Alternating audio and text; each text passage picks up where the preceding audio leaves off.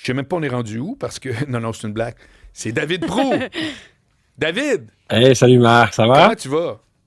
Je me suis bien, dit, merci. je vais faire à croire à David qui n'est pas si important que ça dans l'émission. Ah, mon Dieu, Alors pauvre qu'il petit. est, dans la réalité, une de mes priorités.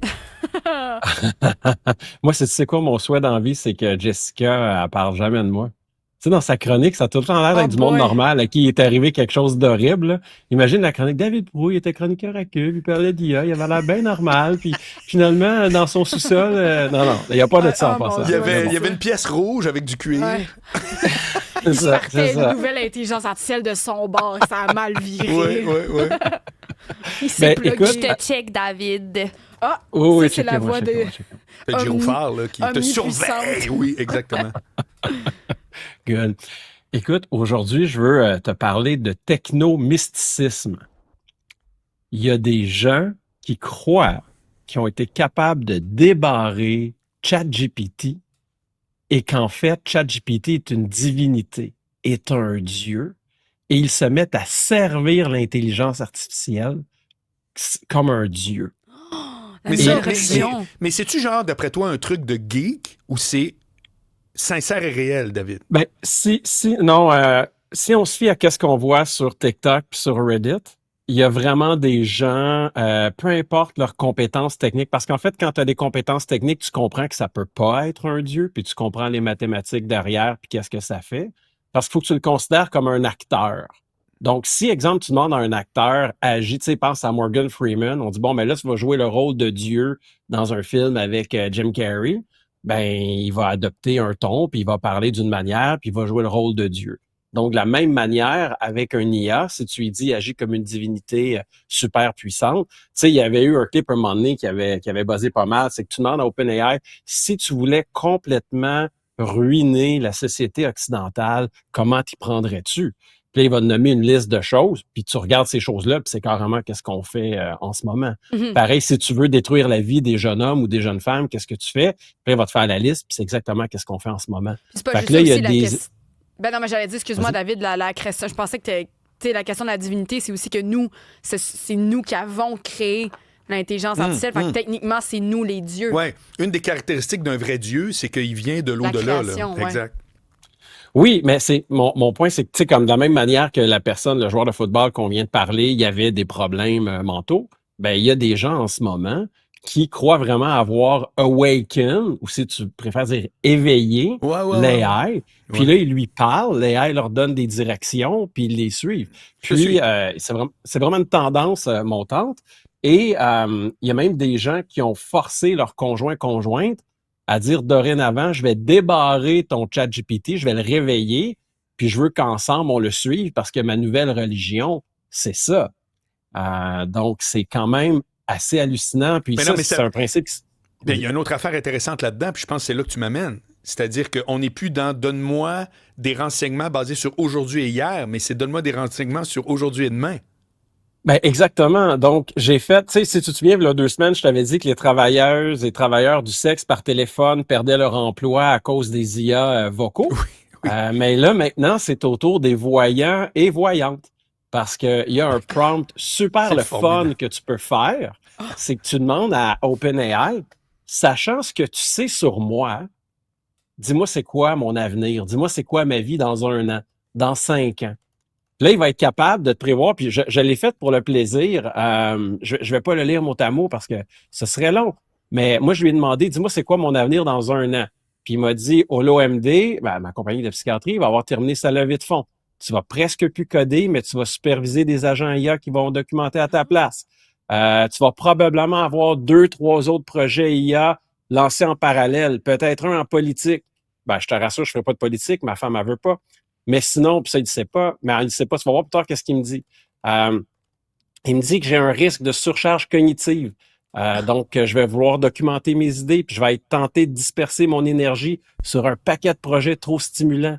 Je vais avoir besoin de solitude. Il me sais-tu dit quoi? que je vais devoir... Je suis obligé de te dire que ça sonne un peu horoscope, là. Attends, je vais te lire la tienne. Ben, c'est de l'horoscope. Tu l'as fait? Mais c'est de Je vais le l'horoscope. faire. Attends, mais Vas-y, je te laisse le faire. Vas-y, Je vais le faire, vas-y, ça le vas-y, marque. fais ça de marque. Cette semaine, Marc Boilard jonglera entre opinions tranchées et réflexions nuancées.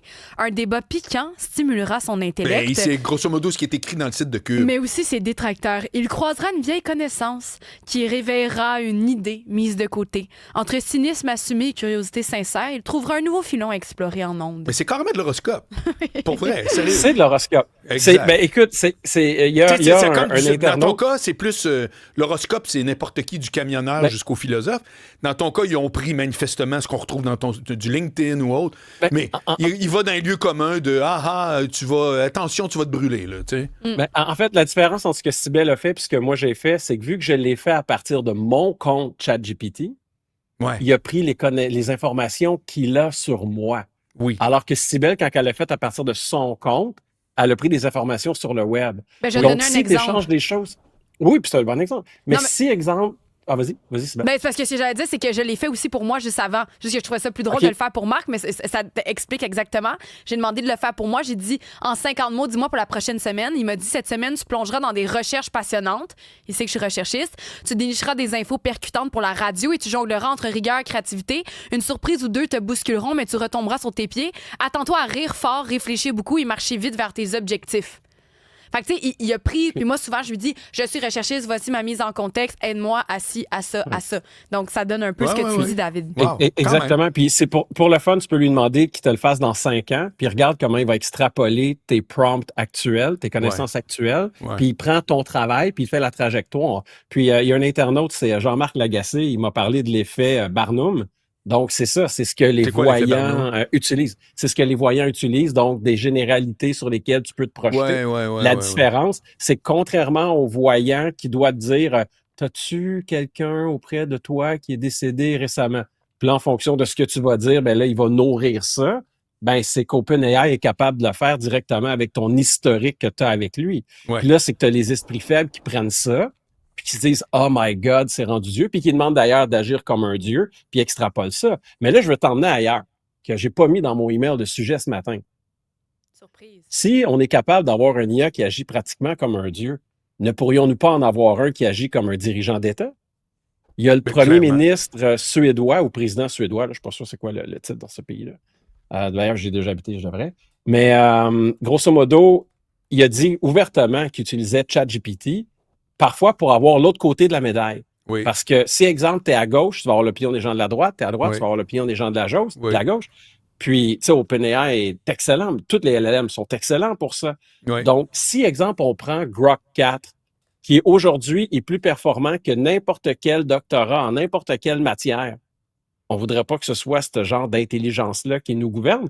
Parce que, en fait, pense à ton politicien, pense aux derniers politiciens qu'on a élus dans les 10 dernières années. Lesquels sont meilleurs que le meilleur IA en ce moment? Ben, ça dépend, parce que tu vois là-dessus, fort intéressant, mais le but d'un décideur politique, c'est pas nécessairement d'être celui qui va arriver avec la plus factualisation possible. Voici ce que les données m'ont donné. On n'est pas là. Par contre, où je trouve ça très intéressant, ce que tu me parles, qui est, je crois, le titre, c'est Premier ministre en Suède. Au Danemark, c'est un roi, si je ne me trompe pas, mais là, c'est un premier ministre, mais peu importe. La réalité, c'est que qu'ils s'en servent comme un consultant, je trouve ça particulièrement brillant. Mais de dire que tout à coup, tu sais, la fonction politique, ça reste une fonction... Il y a un bout d'artistique, là. Tu vois un peu, là, je caricaturise, mais je pense pas que le meilleur gestionnaire va faire nécessairement le meilleur premier ministre. Il y a une sensibilité dans la politique qui ne se retrouve pas dans l'intelligence artificielle pour le moment. Mais c'est mon humble opinion. Tu as dit le mot-clé, pour le moment. Pour le moment. Parce qu'un jour, les prochains modèles, OpenAI 6, 7 ou 8, très possible. Quand il va être capable de savoir qu'est-ce que les différents individus pensent et leur opinion, il va être capable de compiler ça mieux que n'importe qui. Tu sais, un des bouts des génies de Trump, c'est comment il est capable de comprendre la classe populaire col bleu, absolument, qui est complètement déconnectée de la classe politique habituellement, puisqu'un milliardaire est capable de connecter avec ce monde-là, c'est ce qui fait son génie. Oui. Mais avec les points de data qu'on a aujourd'hui, on va être capable de le faire dans quelques années. Je te crois. Merci David Proulx, très intéressant. Un plaisir. À demain. Ciao.